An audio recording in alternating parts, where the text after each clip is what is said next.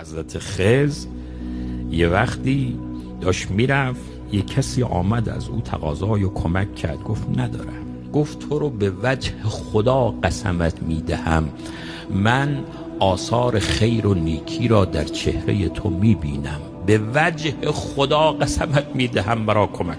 گفت تو مرا به یک قسم بزرگی قسم دادی، من که چیزی ندارم، اما چون یک همچه قسمی دادی من خودم را غلام تو قرار میدهم، تو مرا ببر به بازار بفروش، پولی که از فروش من به دست آوردی خرج حل مشکلت کن.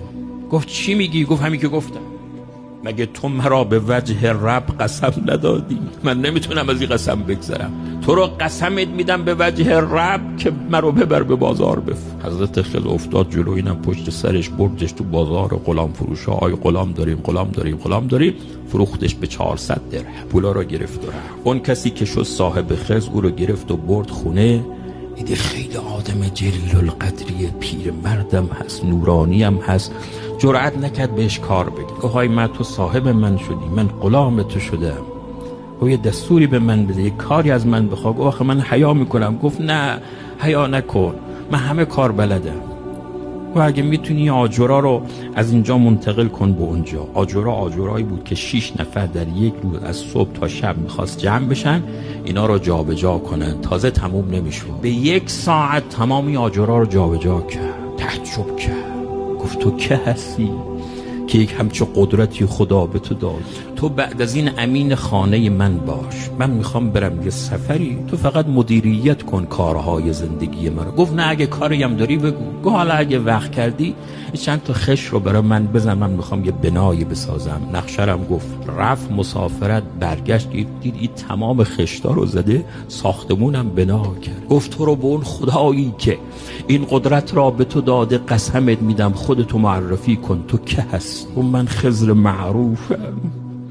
زد تو سرش، گفت وای به حال من، تو شدی غلام من به تو دستور بدم، هرچی از من میخوای بخوا که حاجتت روا شده است. گفت من هیچی ازت نمیخوام، فقط تنها چیزی که میخوام منو آزاد کن، برم به زندگیم برسم، برم به عبادتم برسم. بعد وقتی که آزادش کرد گفت خدا رو شکر که مرا غلام کرد و همون خدا مرا آزادم کرد. اونایی که خدا شناسن در مقابل یک قسم یک همچه حساب و کتابی باز میکنه. حضرت میفرمایند من سألکم بالله فاعطوا. اگر کسی شما را به خدا قسم داد و شما کاری ازتون ساخته بود، براش انجام بدید.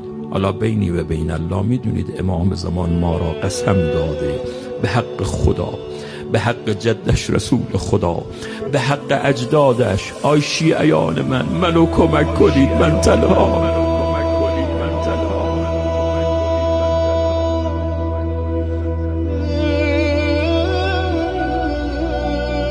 یه این تعبیر امام زمانه. وقتی تشریف میارد مردم قسم میدهد من پسر رسول خدایم، من خلیفه خدایم، من بقیت الله فی السماوات والارضینم. مردم به خاطر خدا منو کمک کنید، به خاطر جدم رسول خدا که من پسر رسول خدایم مرا یاریم کنید. من میخوام انتقام خون جدم حسین را بگیرم، میخوام انتقام اون بازوی آزرده مادرم فاطمه رو بگیرم. من پسر فاطمه، منو کمکم کن.